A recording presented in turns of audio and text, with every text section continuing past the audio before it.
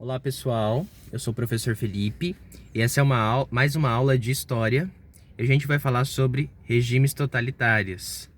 Bom, os regimes totalitários a gente pode falar sobre fascismo, nazismo e franquismo. Esses regimes eles surgiram na Europa, mais especificamente na Itália e na Alemanha, em decorrência do advento da Primeira Guerra Mundial. Por quê? Porque a Itália e a Alemanha saíram devastadas da Primeira Guerra Mundial. E aí, pessoal, lá na Itália, em 1922, ela vai estar passando por uma monarquia parlamentarista, ou seja, o rei existe, mas ele é apenas uma figura simbólica. Quem manda no país é o primeiro-ministro, ele que faz os acordos econômicos, os acordos comerciais, políticos, enfim. E aí, o rei Vítor Emanuel vai convidar o Benito Mussolini para ocupar o cargo de chefe de Estado, e ele vai promover o que a gente chama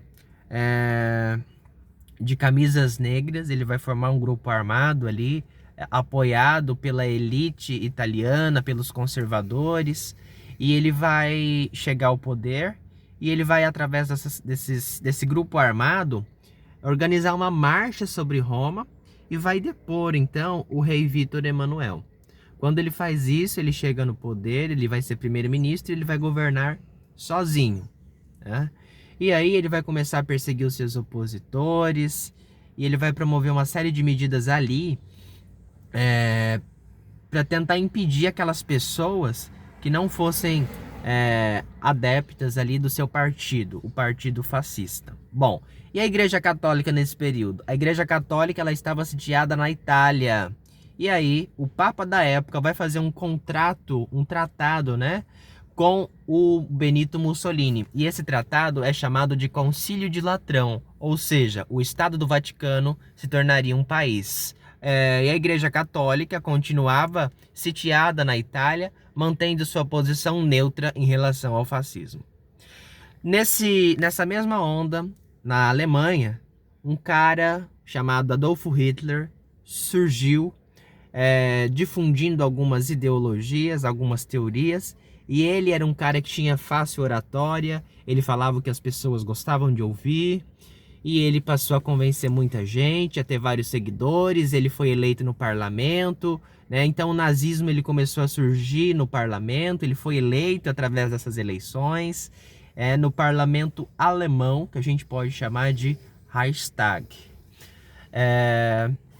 E aí ele vai começar a difundir algumas teorias, lembrando que ele vai utilizar a teoria fascista, mas ele vai difundir a sua ideologia por meio também da violência e também por meio da propaganda, que vai ser um forte meio de comunicação ali para tentar...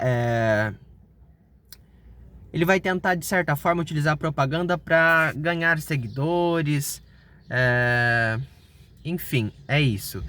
E aí, pessoal, ele vai começar a perseguir, ele vai lançar uma teoria e vai falar que os povos alemães são superiores aos outros povos. E ele vai começar a perseguir alguns povos que não eram alemães e que habitavam ali na Alemanha, né? E ele vai começar a formar os campos de concentração, e ele vai perseguir o que a gente chama de judeus e ciganos. Esses povos, quando capturados, todos os seus bens eram utilizados para financiar o partido nazista, né? As características principais do nazismo e do fascismo é um ultranacionalismo, é um nacionalismo exacerbado, é um militarismo, enfim, trocando por meia dúzia aqui, a utilização da violência. Utiliza-se muito da violência para conseguir seus objetivos. Lá na Espanha, pessoal, estava ocorrendo uma guerra civil, é o que a gente chama de Guerra Civil Espanhola. Ela tem uma duração de 3 anos, ela inicia em 1936 e ela vai até 1939, o ano de início da Segunda Guerra Mundial. Lembrando que a Segunda Guerra Mundial termina em 1945. Então, Na Espanha teve dois partidos. Um partido chamado Frente Popular, que era formada por comunistas, socialistas, sindicalistas, federalistas, e teve um partido que a gente chama de Frente Nacionalista. Ela era liderada ali por Francisco Franco, um general do exército, e ele vai ser apoiado ali pela aristocracia. Ele vai formar também um grupo armado, e aí ele vai começar uma guerra civil dentro da Espanha. E essa frente nacionalista, ela era apoiada por um partido que nós chamamos de Falange Espanhola. Essa falange, ela era adepta dos preceitos fascistas, né? Ela seguia as ideias lá do Mussolini, ela seguia as ideias do Hitler, e ela passou a instaurar essas ideias no seu país, ou seja, na Espanha. E o Franco, ele vai contar com o apoio ali dos aviões alemães, e vai ocorrer uma guerra em Guernica, e que o pintor Pablo Picasso vai retratar em sua obra. Ela é muito famosa, chamada Guernica, mesmo que é uma cidade da Espanha. E ele vai retratar os horrores dessa guerra civil ali, o bombardeamento, né? As mortes que eram constantes, era um horror mesmo. E aí, pessoal, o Franco ele vai se manter no poder depois do final da Segunda Guerra Mundial.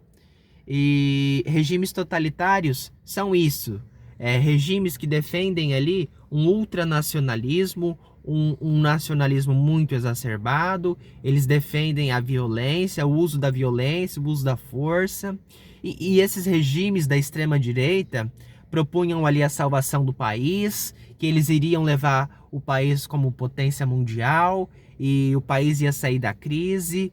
Esses partidos, eles são os verdadeiros inimigos da democracia. E o que é a democracia? Demo significa povo e cracia significa poder.